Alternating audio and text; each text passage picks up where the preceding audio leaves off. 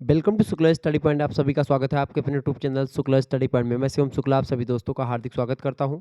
आज की वीडियो के माध्यम से हम लोग चर्चा करेंगे human values and environmental studies के लगभग 100 से अधिक ऑब्जेक्टिव टाइप के प्रश्नों के बारे में, जो कि आपकी परीक्षा के लिए बहुत ही महत्वपूर्ण है। को करिकुलर कोर्स है ये, थर्ड सेमेस्टर का। अगर आप बीए में है, बीएससी में, बीकॉम में है, तो आपको थर्ड सेमेस्टर में environmental study and human values के बारे में, यानी मानव मूल्य और पर्यावरण अध्ययन के बारे में आपको पढ़ना पड़ेगा। तो उसी का ये नवीनतम मॉडल पेपर है। आज की वीडियो के माध्यम से हम चर्चा करेंगे बारीकी के साथ।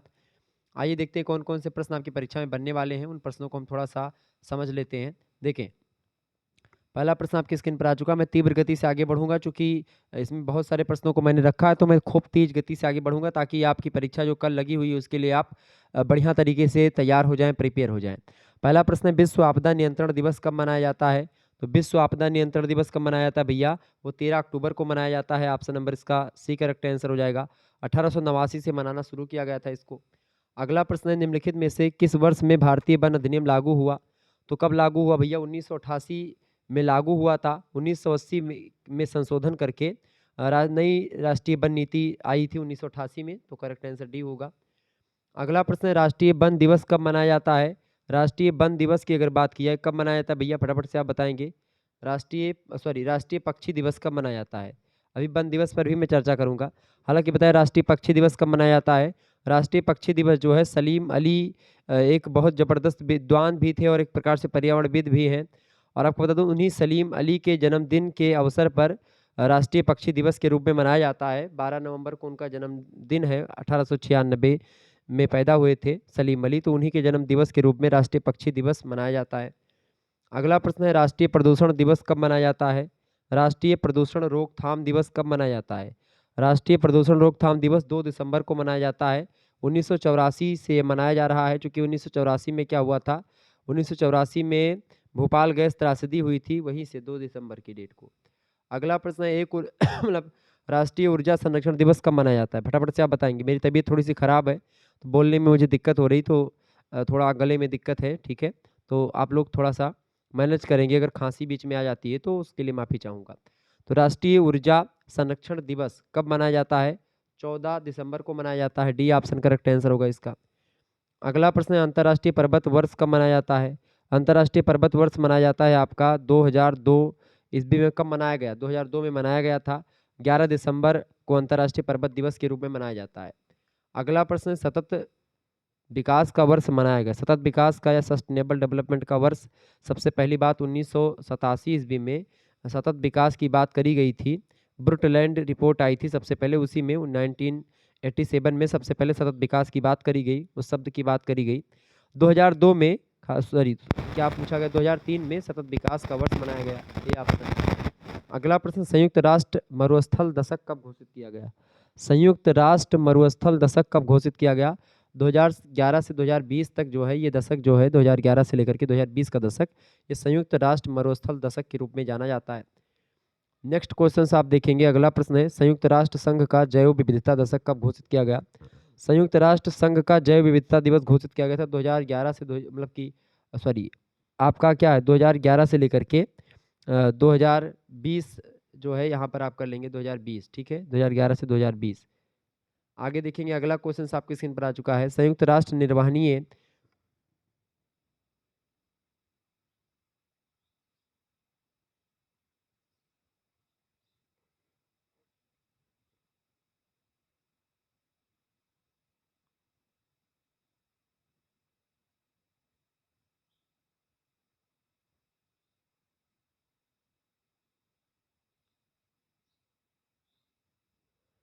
आगे देखेंगे। अगला क्वेश्चन आपकी स्क्रीन पर आ चुका है, फटाफट से आप देखेंगे।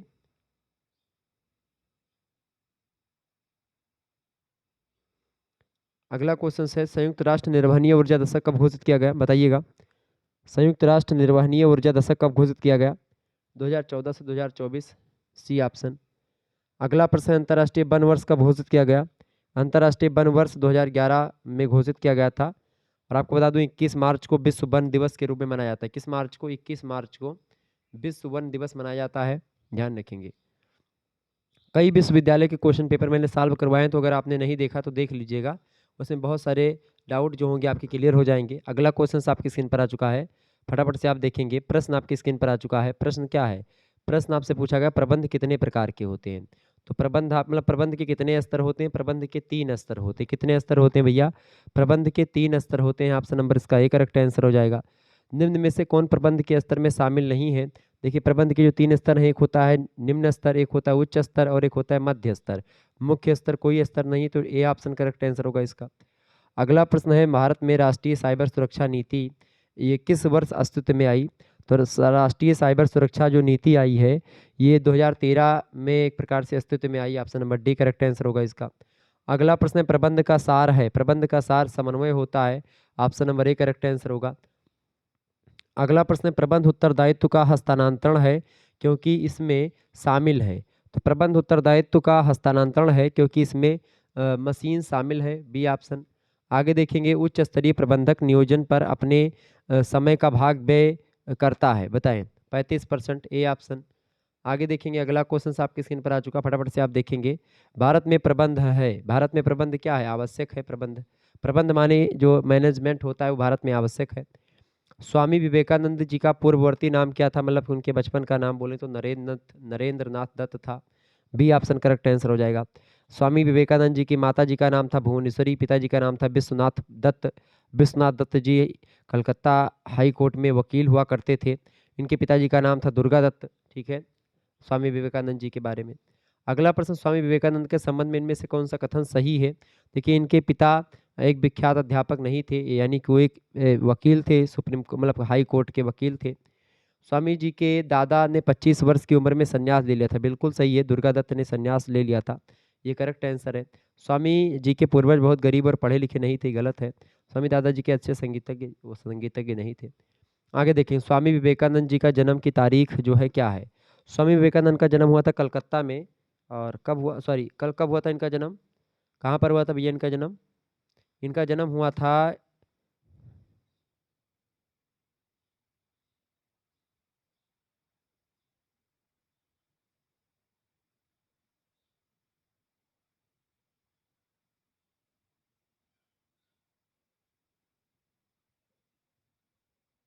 इनका जन्म कब हुआ था? 12 जनवरी 1863। करेक्ट आंसर क्या हो जाएगा? A option. अच्छा एक प्रश्न आपसे और बनता है कि शिकागो में इन्होंने कब भाषण दिया था? तो 11 सितंबर की डेट को उन्होंने भाषण दिया था, 11 सितंबर 1893 में। ठीक है, क्लियर, ये बात ध्यान रखेंगे। और इनकी मृत्यु हो गई थी 4 जुलाई 1902 को, ये बात ध्यान रखेंगे। स्वामी विवेकानंद जी की मैं बात कर रहा हूँ। आगे देखेंगे अगला प्रश्न है भारत में वन्य जीव संरक्षण अधिनियम कब लागू हुआ? बढ़िया प्रश्न, परीक्षा की दृष्टि से आपके, फटाफट से आप बताने का प्रयास करेंगे। भारत में वन्य जीव संरक्षण अधिनियम कब लागू किया गया था? 1972 ईस्वी में लागू किया गया था, ये बात ध्यान रखेंगे। 1972, 21 अगस्त 1972 को एक प्रकार से लागू किया गया था। वैसे तो ये 21 अगस्त को पारित किया गया था, लागू हुआ था 9 सितंबर को। ठीक है, आगे देखेंगे अगला प्रश्न है चेरनोबिल आपदा कहाँ घटित हुई थी? तो रसिया में घटित हुई थी, रूस में। उस समय यूक्रेन जो था वो रूस में था, उसी स्थान पर घटित हुई थी। 26 अप्रैल की डेट थी जिस दिन घटित हुई थी चेरनोबिल आपदा। 26 अप्रैल 1986 शायद समय है, 1986 26 अप्रैल परमाणु दुर्घटना हुई थी। यूक्रेन जो है पहले रूस में हुआ करता था उस समय, और अब तो यूक्रेन अलग हो गया है, रूस अलग है। और यूक्रेन रूस में अभी युद्ध भी शुरू हुआ था, आप लोगों ने सुना होगा कुछ दिन पहले। आगे देखें चिपको आंदोलन संबंधित है। चिपको आंदोलन पेड़ कटाई को रोकने से रिलेटेड है। ऑप्शन नंबर इसका ए करेक्ट आंसर हो जाएगा। अगला प्रश्न है जीवों के पारिस्थितिकी कारकों का योग पर्यावरण है, किसने कहा था? फिटिंग महोदय ने कहा था। Option number A correct answer हो जाएगा।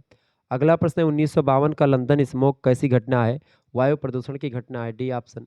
अगला प्रश्न है वैश्विक तापन उत्पन्न होता है, बताएं। वैश्विक तापन यानी ग्लोबल वार्मिंग की बात हो रही, तो वातावरण को गर्म करने वाली गैसों में खास करके जो है ये सभी गैसें आती हैं, CH4 यानी मीथेन, CO2 कार्बन डाइऑक्साइड और जलवाष्प। ये तीनों गैसें इंपॉर्टेंस भूमिका निभाती हैं, डी ऑप्शन करेक्ट आंसर होगा। अगला क्वेश्चन आप देखेंगे निम्नलिखित में से कौन सा वन पृथ्वी के फेफड़ों के रूप में जाना जाता है? तो उसको जाना जाता है अमेजन वर्षा वनों को पृथ्वी के फेफड़ों के रूप में जाना जाता है, क्योंकि अमेजन वर्षा वन जो है यहाँ पर विश्व के लगभग 20% से अधिक ऑक्सीजन यहीं से निकलती है, ध्यान रखेंगे इस बात को। अगला क्वेश्चन से प्रथम अंतर्राष्ट्रीय पर्यावरण सम्मेलन कहाँ पर हुआ था? तो कहाँ पर हुआ था वो, फटाफट से आप बताने का प्रयास करेंगे। वो स्वीडन में हुआ था 1972 में, 1972 में स्कॉटहोम में। कब हुआ था? 1972 में हुआ था, स्वीडन में पड़ता है स्कॉटहोम, वहीं पर हुआ था। आगे देखेंगे विश्व जल संसाधन दिवस कब मनाया जाता है? विश्व जल संसाधन दिवस 22 मार्च को मनाया जाता है, बी ऑप्शन। आगे देखेंगे अगला प्रश्न है, वन अनुसंधान संस्थान कहाँ पर स्थित है? वन अनुसंधान संस्थान जो स्थित है, ये कहाँ पर स्थित है? उत्तराखंड में यानी देहरादून में स्थित है, ठीक है। और इसकी स्थापना हुई थी 1906 में, यानी कि 1906 में इसकी स्थापना हुई थी वन अनुसंधान की, जो कि देहरादून में है, ठीक है। उत्तराखंड में पड़ता है देहरादून, ध्यान रखेंगे इस बात को। तो मैं इतनी तीव्र गति से जब प्रश्नों को आपको बता रहा हूँ, तो आप सभी लोग वीडियो को उसी तीव्र गति से लाइक करें और शेयर करें सभी दोस्तों के पास, ठीक है। चलिए आगे देखेंगे, और भी कई मॉडल पेपर हमारे चैनल पर उपलब्ध हैं। अगर आपने नहीं देखे मॉडल पेपर तो आप देख लीजिएगा जरूर, ठीक है। कई विश्वविद्यालय के क्वेश्चन पेपर मैंने सॉल्व करवाए, तो उनको भी आप देख लीजिएगा। आगे देखते हैं, अगला क्वेश्चन आपकी स्क्रीन पर आ चुका, फटाफट से आप देखेंगे, देखने का प्रयास करेंगे। बहुत ही जबरदस्त प्रश्न है परीक्षा की दृष्टि से आपके। ऐसे ही प्रश्न आपकी परीक्षा में आते रहते हैं, ध्यान रखेंगे इस बात का, ठीक है। प्रश्न आपकी स्क्रीन पर क्या आ चुका है भाई? प्रश्न आ चुका है कि एपीजे अब्दुल कलाम का जन्म हुआ था, बताएं। एपीजे अब्दुल कलाम के बारे में आप सभी लोग जानते भी होंगे।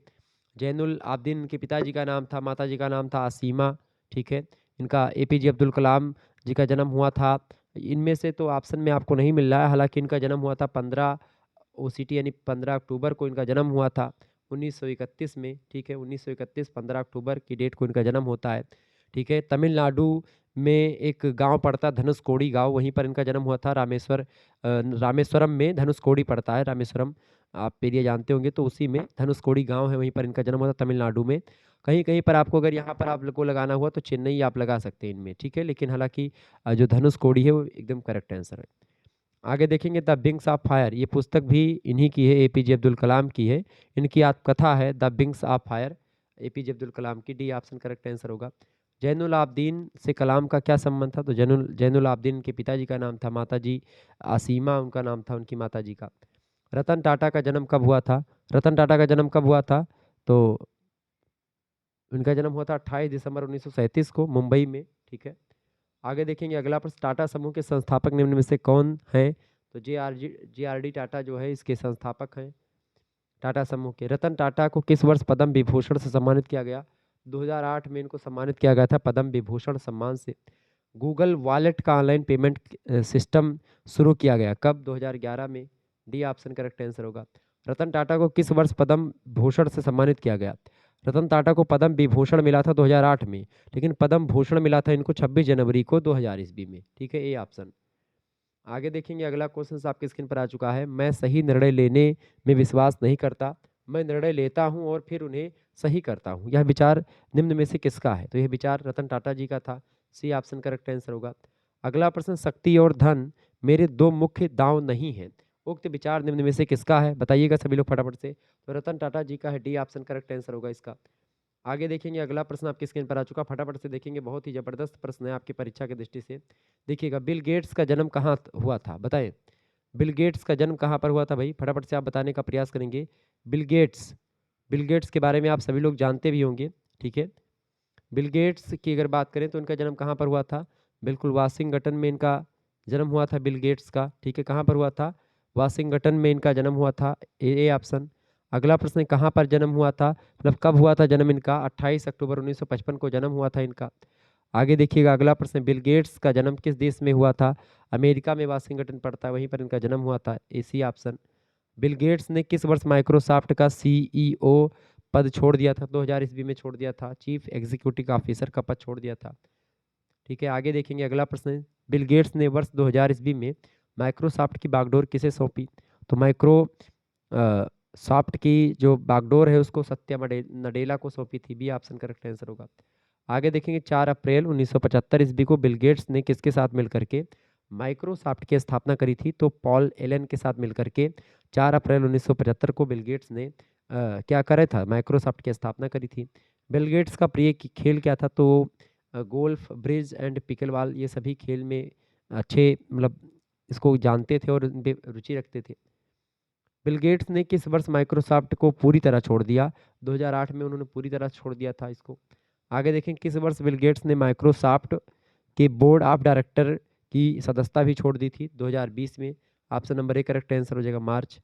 अगला प्रश्न है, बिल गेट्स ने किस विश्वविद्यालय में शिक्षा प्रवेश हेतु मतलब प्रवेश किया किंतु स्नातक की डिग्री प्राप्त नहीं करी?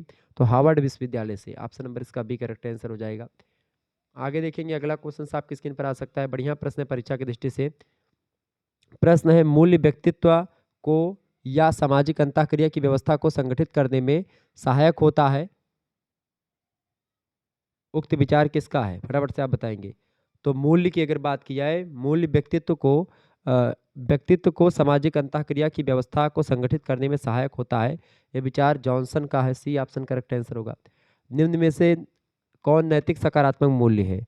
तो शांति, अहिंसा, धैर्य, ये तीनों नैतिक सकारात्मक मूल्य है, मोरल पॉजिटिव वैल्यू। ठीक है, डी ऑप्शन।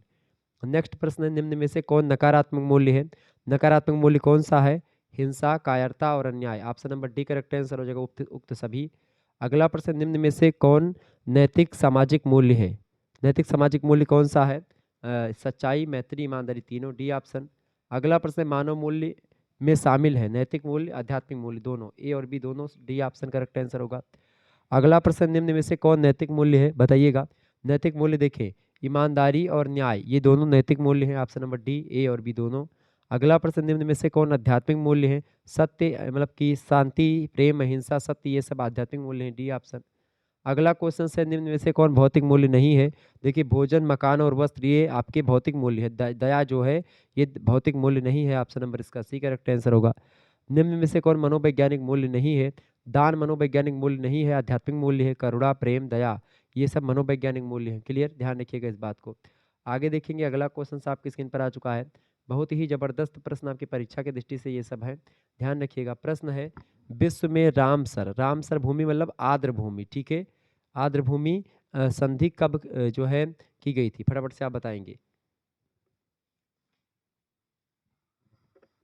तो विश्व में जो है रामसर आर्द्र भूमि संधि जो करी गई थी, वो 1900, वैसे तो 2 फरवरी 1971 इसको ईस्वी को विश्व आर्द्र भूमि दिवस के रूप में 2 फरवरी को मनाया जाता है। 1971 में सबसे पहले विश्व रामसर भूमि की बात करी गई, लेकिन संधि की अगर बात की विश्व में, संधि की गई थी 1971 में करी गई थी, लेकिन 1982 में भारत जो है उसमें हस्ताक्षर करता है। तो यहाँ पर भारतीय संदर्भ में मेरे हिसाब से पूछा गया होगा, तो 1982 लगा देंगे, डी ऑप्शन। आगे देखेंगे, अगला प्रश्न है, ओजोन परत संरक्षण के लिए अंतर्राष्ट्रीय दिवस कब मनाया जाता है?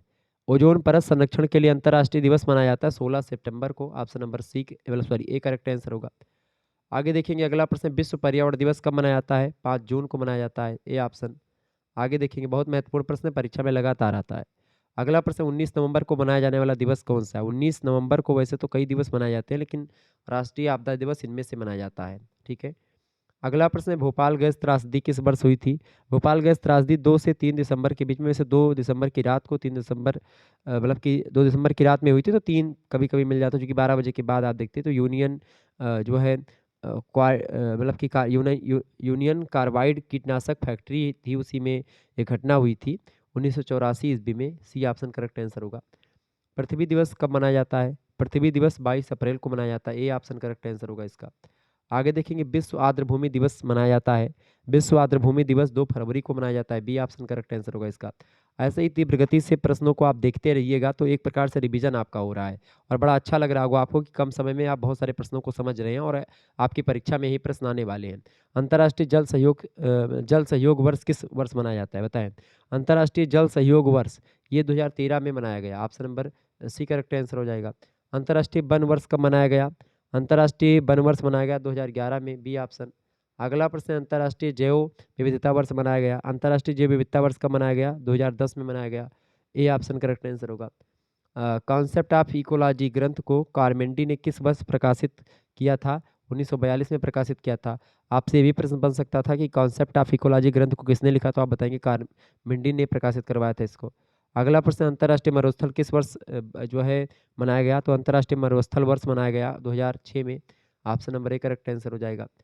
आगे देखेंगे, अगला क्वेश्चन आपकी स्क्रीन पर आ चुका है, गूगल ने एडवर्ड्स की शुरुआत कब की? बताइएगा, फटाफट से आप बताएंगे। बहुत ही ज़बरदस्त प्रश्न है, इंपॉर्टेंट प्रश्न है, ऐसे प्रश्न आपकी परीक्षा में आते रहते हैं, ध्यान रखिएगा। ओके, वीडियो को लाइक और चैनल को सब्सक्राइब जरूर कर दीजिएगा। ओके, चलिए एक बार सभी लोग वीडियो को शेयर कर दीजिएगा भाई, बहुत अच्छे तरीके से आप लोग पढ़ रहे हैं, बड़ा अच्छा लग रहा है मुझे भी, और आपको भी अच्छा लग रहा होगा, क्योंकि कल परीक्षा है आपकी। वैसे कई वीडियोस ऑलरेडी इससे पहले मैं दे चुका हूँ, लेकिन अगर जिन लोगों ने नहीं देखा वो देख लीजिएगा, ठीक है। प्रश्न आपसे पूछा गया, गूगल ने एडवर्ड्स की शुरुआत कब करी? तो उसकी शुरुआत करी थी 2004 में, ठीक है। वैसे लॉन्च 2000 ईस्वी में ही हो गया था ये। अगला प्रश्न है, अमेज़न ने अपने ग्राहकों के लिए अमेज़न प्राइम सेवा कब आरंभ करी? तो अमेज़न प्राइम सेवा आरंभ करी थी 2005 में अमेज़न ने। Option number D correct answer होगा। अगला क्वेश्चन आप देखेंगे, दस्तकारी तथा पुराने कीमती सामान ऑनलाइन बेचने खरीदने के लिए जो है ईस्टी मार्केट प्लेस शुरू किया गया। कब शुरू किया गया था? 2005 में, ए ऑप्शन। अगला प्रश्न, स्क्वायर आईएनसी की शुरुआत हुई 2009 में शुरुआत हुई थी, सी ऑप्शन। अगला प्रश्न, फेसबुक ने स्पॉन्सर्ड स्टोरीज नाम से विज्ञापन शुरू किया। कब? 2011 में, बी ऑप्शन। अगला प्रश्न, स्ट्रिप की शुरुआत हुई, स्ट्रिप की शुरुआत 2010 में हुई थी, ए ऑप्शन करेक्ट आंसर होगा। अगला प्रश्न, एप्पल पे को मोबाइल पेमेंट के लिए शुरू किया गया, बताएं। एप्पल पे को मोबाइल पेमेंट के लिए शुरू किया गया कब? 2014 में, डी ऑप्शन करेक्ट आंसर होगा। बताएं, जेट डॉट कॉम की शुरुआत कब हुई? जेट डॉट कॉम की शुरुआत 2014 में हुई, ये ऑप्शन करेक्ट आंसर होगा। इंस्टाग्राम शॉपेबल पोस्ट प्रस्तुत की गई, बताएं। इंस्टाग्राम शॉपेबल पोस्ट प्रस्तुत की गई कब? 2017 में, डी ऑप्शन करेक्ट आंसर होगा। रिलायंस रिटेल द्वारा जियो मार्ट की शुरुआत कब की गई? तो 2020 में की गई थी, डी ऑप्शन करेक्ट आंसर होगा। आगे देखिएगा, अगला क्वेश्चन आपकी स्क्रीन पर आ चुका है, सर्वाधिक भूतापन बढ़ाती है, बताइए। सर्वाधिक भूतापन कौन सी गैस बढ़ाती है?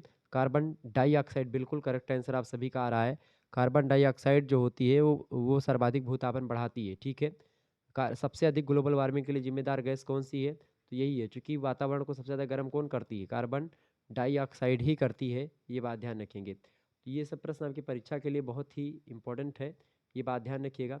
तो carbon dioxide is right answer, A option इसका करेक्ट आंसर होगा। अगला प्रश्न, मेघ गर्जन का औसत ध्वनि स्तर होता है, तो डेसिबल में कितना होता है? 120 डेसिबल के आसपास, डी ऑप्शन, यानी बादल गरजने की जो आवाज़ होती है वो।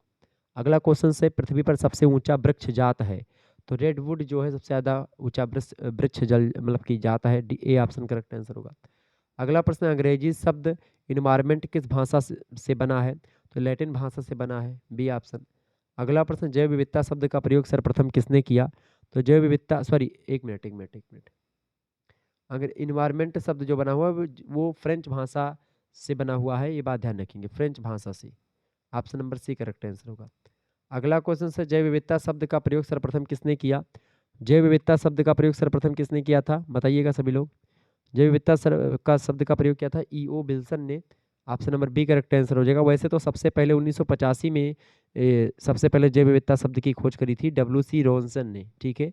डब्ल्यू.सी. रोसेन या रोनसन ने करी थी 1950 में, सॉरी 1985 में। उसके एक साल के बाद में व्यवस्थित तौर पर ई.ओ. विल्सन ने 1986 में जैव विविधता शब्द की बात करी, तो बी ऑप्शन करेक्ट आंसर होगा। अगला प्रश्न है, विश्व पर्यावरण और विकास सम्मेलन ने सतत विकास की रूपरेखा को सर्वप्रथम किस वर्ष तैयार किया, बताइएगा। तो वो तैयार किया था किस वर्ष? स्कॉटहोम 1972 में ये पारित हुआ था। और इसमें तैयार किया गया कब, मतलब कि तैयार की गई कहाँ पर? तो जोहान्सबर्ग में इसकी रूपरेखा तैयार की गई थी, डी ऑप्शन। अगला प्रश्न, कृत्रिम पारिस्थितिकी तंत्र का उदाहरण है, कृत्रिम पारिस्थितिकी तंत्र का उदाहरण है मछली घर, ए ऑप्शन। अगला क्वेश्चन से, निम्न में से किसे, मतलब जैसे जो एक्वेरियम होता है उसी को मछली घर कहते हैं। एक्वेरियम आप देखते हैं कि बड़े बड़े ऑफिस वगैरह में आप देखते हैं एक शीशे का जो है घर बना होता है, उसी में मछली रहती, पानी भरा होता है, तो एक्वेरियम है वो, ठीक है, कृत्रिम पारिस्थितिकी तंत्र है। आगे देखेंगे, अगला प्रश्न है, निम्न में से किसे भारत में पारिस्थितिकी का जनक कहते हैं? किसको कहते हैं? रामदेव मिश्रा जी को भारत में पारिस्थितिकी का जनक कहते हैं, ए ऑप्शन। अगला क्वेश्चन आपकी स्क्रीन पर आ चुका है। अगला क्वेश्चन है, किसे, निम्न में से किसे भारत में पारिस्थितिकी का जनक कहा जाता है? डॉक्टर रामदेव मिश्रा। अगला क्वेश्चन आपकी स्क्रीन पर आ चुका है, डॉल्फिन मैन ऑफ इंडिया किसे कहते हैं? Dolphin man of India Ravindra Kumar Sinha ji को कहते हैं। अगला प्रश्न है, ग्रीन बेल्ट मूवमेंट की जननी और शांति के नोबेल पुरस्कार से सम्मानित बेगारी मथाई, बेगारी मथाई किस देश की हैं? तो वो किस देश की हैं? वो केन्या की हैं, option number A correct answer होगा। अगला, प्रदूषित जल से उत्पन्न रोग कौन सा होता है? पीलिया, option number D correct answer होगा। आगे देखेंगे, अगला क्वेश्चन आपकी स्क्रीन पर आ चुका, फटाफट से आप देखने का प्रयास करेंगे, बहुत ही जबरदस्त प्रश्न है परीक्षा की दृष्टि से आपके, बताएंगे। प्रश्न आपकी स्क्रीन पर आ चुका है, किस सम्मेलन के दौरान बताएं किस सम्मेलन के दौरान संयुक्त राष्ट्र पर्यावरण कार्यक्रम यूनेप का जन्म हुआ। बहुत ही जबरदस्त प्रश्न आपकी परीक्षा की दृष्टि से आ चुका है। बताएंगे लंदन सम्मेलन, नैरोबी सम्मेलन, या फिर जो है वियना सम्मेलन। तो ये या फिर स्कॉट होम, तो स्कॉट होम के द्वारा ऑप्शन नंबर इसका गा करेक्ट आंसर हो जाएगा। मॉन्ट्रियल प्रोटोकॉल लागू हुआ 1987 में, ए ऑप्शन। अगला प्रश्न जलवायु परिवर्तन पर कानून सम्मेलन कानकुन सम्मेलन कब का आयोजन कब किया गया। जलवायु परिवर्तन पर कानकुन सम्मेलन का आयोजन जो किया गया था 2010 में किया गया था। इसका गा ऑप्शन करेक्ट आंसर हो जाएगा। जोहान्सबर्ग सम्मेलन, इसको रियो 10 का जो कहा जाता है, उसका आयोजन कब किया गया था, 2002 में किया गया था। एजेंडा 21 को प्रभावी बनाने के लिए किस सम्मेलन का आयोजन किया गया था। मतलब उसमें कितने देश शामिल थे, 182। आगे देखें टोरंटो सम्मेलन का आयोजन कहाँ पर हुआ था, तो 1988 में, घा ऑप्शन। अगला प्रश्न है ओजोन परत के संरक्षण के लिए कौन सा सम्मेलन आयोजित हुआ था, तो वियना सम्मेलन हुआ था, वियना सम्मेलन, ठीक है, वियना।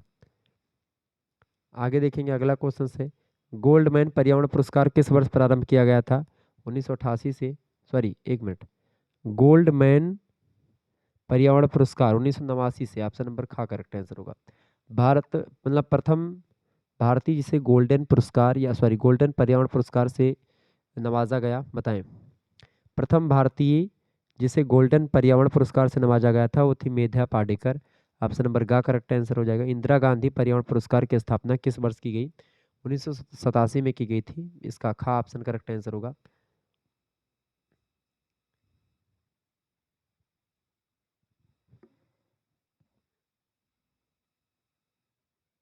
बहुत ही बढ़िया प्रश्न है। अगला क्वेश्चन आपकी स्क्रीन पर आ चुका है, पर्यावरण प्रदूषण सॉरी या प्रदूषण निवारण के लिए राष्ट्रीय पुरस्कार किस वर्ष प्रारंभ किया गया। बताइए किस वर्ष प्रारंभ किया गया था, 1992 में प्रारंभ किया गया था, घा ऑप्शन। अगला प्रश्न, डॉक्टर जलीम अली राष्ट्रीय वन्य जीवन पुरस्कार किस क्षेत्र में प्रदान किया जाता है, तो वन्य जीव संरक्षण के लिए प्रदान किया जाता है, का ऑप्शन इसका करेक्ट आंसर हो जाएगा। अगला प्रश्न है राजीव गांधी वन्य जीव संरक्षण पुरस्कार किसको प्रदान किया गया है, बताएं, या किसको प्रदान किया जाता है राजीव गांधी वन्य जीव संरक्षण पुरस्कार, तो वन्य जीव संरक्षण के लिए जो व्यक्ति होते हैं उनको प्रदान किया जाता है। अगला प्रश्न मनोबल कह रहा हूँ, ग्लोबल, यहाँ पर ग्लोबल कर लेंगे, ग्लोबल 500 पुरस्कार किसके द्वारा प्रदान किया जाता है, तो यूनेप के द्वारा प्रदान किया जाता है। अगला प्रश्न है विश्व पर्यावरण दिवस कब मनाया जाता है, विश्व पर्यावरण दिवस 5 जून को मनाया जाता है। किस सम्मेलन के आधार पर 5 जून को पर्यावरण दिवस के रूप में मनाया गया, तो स्कॉट होम सम्मेलन के आधार पर मनाया जाता है पर्यावरण दिवस 5 जून को, जो बताएं। अगला क्वेश्चन आपकी स्क्रीन पर आ चुका है, चिपको आंदोलन संबंधित है, आंधी को गलत है, चिपको आंदोलन पेड़ बचाओ से रिलेटेड है, बिल्कुल, का ऑप्शन करेक्ट आंसर हो जाएगा। अगला प्रश्न है अपिको अपिको आंदोलन किस राज्य में चलाया गया, यहाँ पर अपिको कर लेंगे, अपिको आंदोलन चलाया गया किस राज्य में, कर्नाटक में पहले, ऑप्शन नंबर इसका खा करेक्ट आंसर होगा। अगला प्रश्न है साइलेंट वैली बचाओ आंदोलन जो है वो किस वर्ष प्रारंभ हुआ था, साइलेंट वैली बचाओ आंदोलन 1973 करेक्ट आंसर हो जाएगा। 1973 यहाँ पर दिया नहीं है तो आप 1973 यहाँ पर कर लेंगे, 1977 को आप 73 बना लें, 76 को 73 बना लें, किसी को भी बना सकते हैं, ठीक है। 1973 ये ऑप्शन सही नहीं है, पहला ऑप्शन आप 1973 कर लें, ठीक है, उसको लगा दें। आगे देखेंगे टिहरी बांध संघर्ष किस वर्ष प्रारंभ हुआ, टिहरी बांध संघर्ष प्रारंभ हुआ 1978 में प्रारंभ हुआ था, गा ऑप्शन। अगला प्रश्न है ओजोन परत के संरक्षण के लिए कौन सा सम्मेलन आयोजित हुआ था, तो वियना सम्मेलन, ऑप्शन नंबर इसका का करेक्ट आंसर हो जाएगा।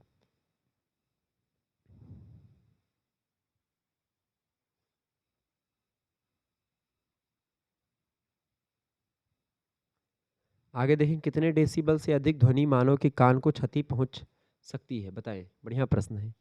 कितने डेसिबल से अधिक ध्वनि जो है मनुष्य के कानों को क्षति पहुंचा सकती है, बढ़िया प्रश्न आपकी परीक्षा की दृष्टि से पूछा गया है, बताएंगे। तो 90 डेसिबल से अधिक ध्वनि जो होती है मनुष्य के कानों को क्षति पहुंचा सकती है। कितने डेसिबल से अधिक ध्वनि घातक होती है, ये भी प्रश्न पूछेगा, तो 90 डेसिबल से अधिक। अगला क्वेश्चन आपकी स्क्रीन पर आ चुका है, कितने डेसिबल से अधिक ध्वनि घातक होती है, तो वो भी वही होगा आपका, कितनी होती है लगभग, आप देखेंगे यहाँ पर डी में आप 80 या 90 कर सकते हैं, ठीक है, कुछ भी, डी ऑप्शन 80 से अधिक या 90 से अधिक। अगला प्रश्न, ग्लोबल वार्मिंग का कारण क्या है, यानी वैश्विक तापन का क्या कारण है, कार्बन डाइऑक्साइड जो गैस है इसमें वृद्धि होती है तो ग्लोबल वार्मिंग बढ़ती है। अगला क्वेश्चन है वायु प्रदूषण का कारण क्या है, वायु प्रदूषण का कारण क्या है इनमें से? धुआं जो होता है वो वायु प्रदूषण का बहुत ज़्यादा कारण है, बी ऑप्शन। अगला प्रश्न है, कौन सी गैस वायु को प्रदूषित करती है? सबसे ज़्यादा वायु को प्रदूषित करने वाली गैस है कार्बन मोनोऑक्साइड। धुएं में कार्बन मोनोऑक्साइड ही पाई जाती है। ऑप्शन नंबर इसका ए करेक्ट आंसर होगा। अगला प्रश्न है, अम्लीय वर्षा की खोज किसने की थी? अम्लीय वर्षा की खोज किसने करी थी? रॉबर्ट एंगस स्मिथ ने। किसने? रॉबर्ट एंगस, रूंगस रूंगस ने, एंगस, रॉबर्ट एंगस स्मिथ ने 1982 में अम्लीय वर्षा की खोज करी थी। ये बात ध्यान रखें, अम्लीय वर्षा में जब पानी बरसा तो 5.6 पीएच मान की बारिश होती है। वैसे तो शुद्ध जल का पीएच मान 7 होता है, लेकिन अम्लीय तब होती है वर्षा जब 5.6 यानी कि 6 से लेकर 7 से कम पीएच मान वाले तत्व जो होते हैं वो अम्लीय होते हैं, 7 से ज़्यादा वाले क्षारीय होते हैं, और 7 उदासीन होता है, शुद्ध जल का पीएच मान होता है 7। आगे देखें, सबसे ज़्यादा प्रदूषण किससे होता है? सीओ से होता है, कार्बन मोनोऑक्साइड से। ठीक है, आगे देखेंगे, वातावरण को सबसे ज़्यादा गर्म करने वाली गैस CO2 होती है। ठीक है, आगे देखेंगे, ध्वनि प्रदूषण कितने डेसिबल ध्वनि से शुरू होता है? बताएं, बढ़िया प्रश्न है। तब कब से होता है? तो ये 80 से 90 डेसिबल, सी ऑप्शन। अगला प्रश्न, स्मोक सिटी ऑफ इंडिया की उपमा किसे दी जाती है? तो कोलकाता को दी जाती है, बी ऑप्शन। अगला प्रश्न है, भारत ने पर्यावरण विभाग की स्थापना कब की? भारत ने पर्यावरण विभाग की स्थापना 1980 में करी थी, ए ऑप्शन। अगला प्रश्न है, भारत सरकार के द्वारा पर्यावरण संरक्षण अधिनियम कब पारित किया गया? भारत सरकार के द्वारा पर्यावरण संरक्षण अधिनियम 1986 में पारित किया गया था, बी ऑप्शन। बहुत इंपॉर्टेंट प्रश्न है। अगला प्रश्न है, विश्व में हरित गैसों में भारत का भी अधिभाग है? बताएं, तो भारत चौथे नंबर पर है इस समय। ठीक है, चौथे नंबर पर, तो ये चौथा अधिभाग है, 4 ऑप्शन मैंने दिया है।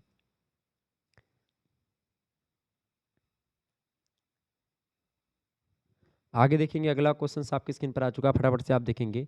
कर्मचारी मूल्य, ग्राहक मूल्य, आपूर्तिकर्ता मूल्य और चैनल भागीदारी मूल्य आदि किन मूल्यों के अंतर्गत आते हैं? तो ये सब आर्थिक मूल्य के अंतर्गत आते हैं, बी ऑप्शन। अगला प्रश्न, एक फर्म को आंतरिक और बाहरी दोनों तरह संबंधों के नेटवर्क को किस नाम से जाना जाता है? उसको जाना जाता है वैल्यू नेटवर्क के नाम से। अगला प्रश्न है, व्यावसायिक मूल्य के प्रारंभिक प्रस्तावक कौन थे? पीटर डकर थे। अगला प्रश्न है, मूल्य श्रृंखला की अवधारणा को लोकप्रिय किसने बनाया? मूल्य श्रृंखला की अवधारणा को माइकल पोर्टर ने लोकप्रिय बनाया था, बी ऑप्शन। स्वामी विवेकानंद ने किसकी व्याख्या आधुनिक परिप्रेक्ष्य में करी? वेदांत दर्शन की व्याख्या उन्होंने आधुनिक परिप्रेक्ष्य में करी थी, किसने? स्वामी जी ने। स्वामी विवेकानंद ने 4 प्रकार के कौन से दान बताए हैं? तो उनके 4 प्रकार के जो दान हैं उसमें धर्म दान, यानी जिसमें आध्यात्मिक दान होता है, धर्म दान का मतलब आध्यात्मिक दान, इसके अलावा ज्ञान दान, प्राण दान, अन्न दान, ये तीनों दान, मतलब कि ये चारों दान। ऑप्शन नंबर डी, उपर्युक्त सभी। स्वामी विवेकानंद ने युवाओं के लिए आवश्यक क्या बताया है? चरित्र का निर्माण करना, सी ऑप्शन। अगला प्रश्न, स्वामी विवेकानंद ने शिष्य के महत्वपूर्ण उद्देश्य कौन से बताए हैं? तो मानव निर्माण करना, ये उद्देश्य बताया उन्होंने। ऑप्शन नंबर इसका सी करेक्ट आंसर हो जाएगा। वैसे तो इसका अंतर्निहित पूर्णता के अभिव्यक्ति, चरित्र का निर्माण और मानव निर्माण करना, ये सभी होंगे। Option number D correct answer होगा इसका। अगला प्रश्न, स्वामी विवेकानंद के गुरु कौन थे? स्वामी विवेकानंद के गुरु थे रामकृष्ण परमहंस। ऑप्शन नंबर इसका ए करेक्ट आंसर हो जाएगा। ठीक है, ये प्रश्न आपका हो चुका है।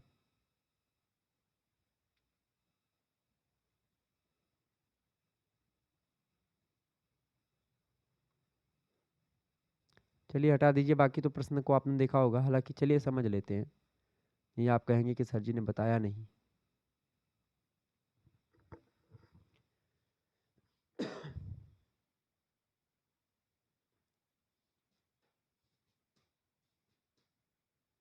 बताए, प्रश्न आपकी स्क्रीन पर आ चुका है। किस आंदोलन का नारा है कि पारिस्थितिकी स्थायी मितव्ययिता है? तो ये चिपको आंदोलन का नारा है। ऑप्शन नंबर इसका का करेक्ट आंसर हो जाएगा। दक्षिण भारत का पर्यावरण संरक्षण से संबंधित आंदोलन बताइएगा। सॉरी, एपिको आंदोलन, गा ऑप्शन। अगला प्रश्न, पादप संरक्षण में कौन आंदोलन संबंधित है? पादप संरक्षण में चिपको आंदोलन संबंधित है। ऑप्शन नंबर खा करेक्ट आंसर होगा। प्रथम विश्व जलवायु सम्मेलन हुआ था? प्रथम विश्व जलवायु सम्मेलन 1979 में हुआ था, घा ऑप्शन। प्रथम विश्व युद्ध सॉरी प्रथम प्रथम विश्व जलवायु सम्मेलन 1979 में हुआ था। प्रथम विश्व जलवायु सम्मेलन हुआ,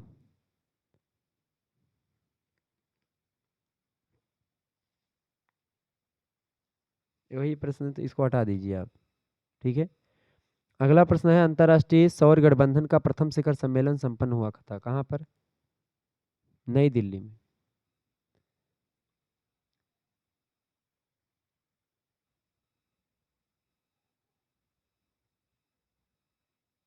चलिए, तो आपका 100 से अधिक प्रश्न हो गए हैं, तो आप यहीं पर विराम दीजिए। बाकी बहुत सारे मॉडल पेपर मैंने दिए हैं, उसमें भी उन प्रश्नों को मैंने बताया था। तो उन प्रश्नों को आप उसमें देख लीजिएगा। मिलते हैं फिर नेक्स्ट वीडियो में, तब तक के लिए जय हिंद, जय भारत।